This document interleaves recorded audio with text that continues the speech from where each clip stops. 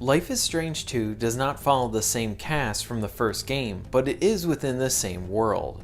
In this sequel season, we follow Sean and his younger brother Daniel. Like, you don't whine too? I don't whine. I tag your ass and run. You're it. No way! Not fair! Whatever. Okay, I'm a zombie, and I'm gonna eat you! Blah!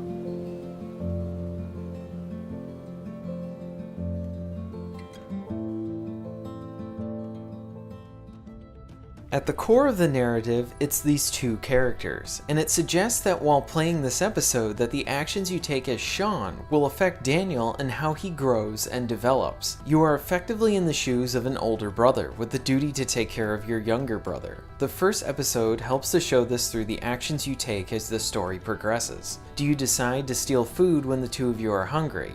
And what will Daniel think, and how will that affect him? A great example of this is how I played my first playthrough of it. I went about stealing and choosing that option whenever it came up. And then, later on in the episode, Daniel had chosen to steal something that I didn't know about. So in that situation, I chose to be able to try to convey to him that there might be a certain situation where stealing would be fine to do, still wrong, but would fit the context of the situation, and to not always do it. It was a great piece of subject matter considering the situation that the boys are in, and I thought this was an interesting piece for the story. This also gives the player a taste of what is potentially to come in future episodes. The writers could choose to tackle bigger topics and decisions that may affect Daniel and how he grows. What if the act of murdering someone comes into play because the boys are in a life or death situation and Daniel sees Sean kill someone? Since Daniel is so young, will he be able to understand the context, and how will that result later on down the line? These are the questions that I found myself asking after I completed the first episode. While this ultimately turns into a road trip story, there's a bit of supernatural elements that are added in. In a way, it kind of reminds me of the X-Men. We briefly see Daniel with some type of powers, and this is factored into how Daniel will grow and form based on your actions. But by adding in the supernatural elements with him, I think this makes it even more compelling. Something I think the writers did a decent job with was the banter between the teenagers in the game. Oh, it's Jen, saying she can't wait to see us at the party! What? Really? Yes! Told you I would work my matchmaker magic. So what should I wear tonight? A condom. Oh, haha. Paying plenty of attention in sex ed class, I see.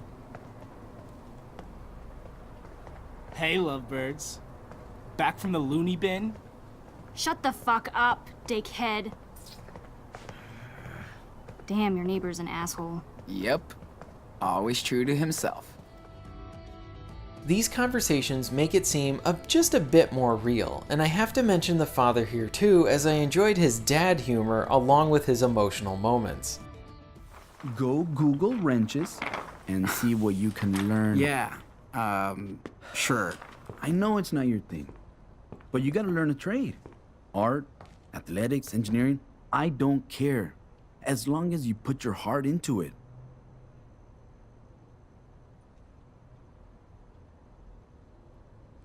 I'm trying.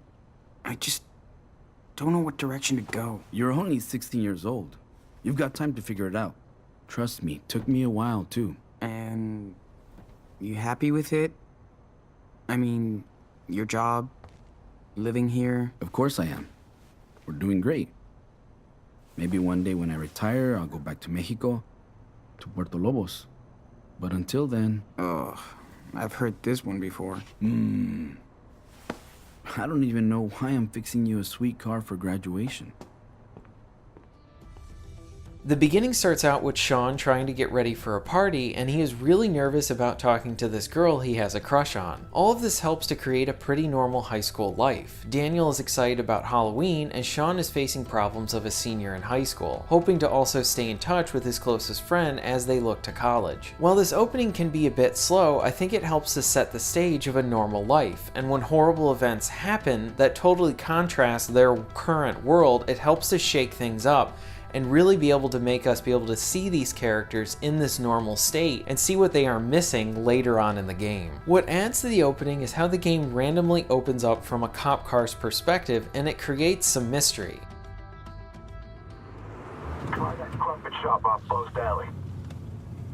Thanks, 303. Copy. Dispatch, I need to run a license check on that 10. Shit. Officer Matthews, I've got a 1010 in progress. 1452 Lewis Avenue. I'm gonna need backup. Copy that. All backup available. It's gonna be alright. We later see what went on during this scene, but I felt like this did a solid job along with everything else into creating this engaging opening moment.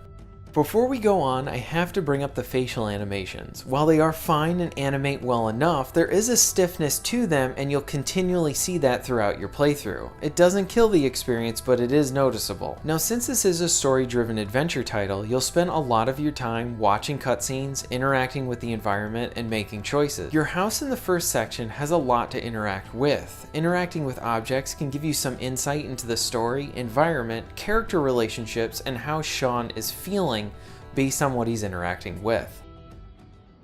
My first hangover. Dad laughed at me so hard when I came back home. Told them not to take a picture of me after the race. I look like a sweaty pig. I'll never make varsity at this rate.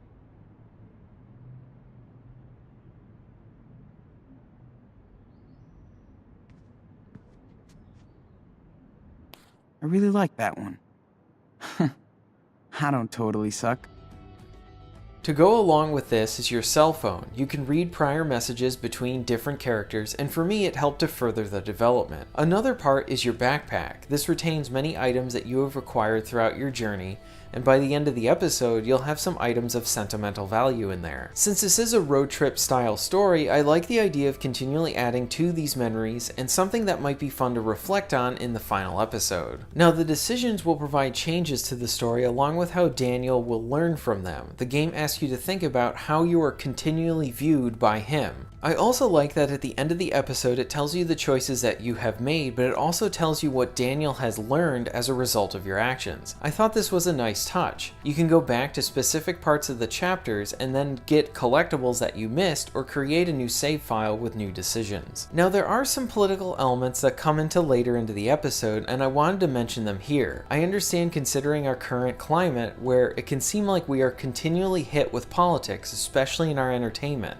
We're seeing in our films, TV shows, and video games. Now, there is a place for this. Some of the best sci-fi, like Star Trek, knew how to tackle social and political issues. Even in game form, we had Metal Gear Solid that did a good job at creating questions. Here, though, I felt like the modern references felt shoehorned in and weakly implemented. They felt forced and heavily one-sided. I think when a piece of entertainment tackles these issues, it's more interesting when they go about showing both sides instead of spoon-feeding us and directing us into one direction. Because by showing both sides, it helps to open it up for discussion rather than trying to sway me to one point of view. I did want to mention this here, as I know that some people are off-put by having this type of stuff in their video games, and I was completely blindsided by it when it showed up in the story. Overall, I thought this was a pretty good first episode. The brother relationship, along with having to consider your actions for the sake of someone else, is really interesting, and I can't wait to see how that plays out throughout the whole season. Some of the animations can look stiff, and while the pacing can be a bit slow at times, the story is worth seeing so far. These episodic games can be tough to recommend to buy because we only have one episode available out right now of the Plan 5. If you were a fan of the first season, you probably already have this pre-ordered or are already playing it. For everyone else that is interested, I'd say keep an eye on this one and then maybe check it out when more episodes are available, and if you're really interested, then maybe just check out the first episode. Thank you very much for watching. If you enjoyed this video, check out some of my other ones. If you'd like to help support the channel, check out my Patreon page at the end of this video and the description down below. Thanks again, and I'll see you next time.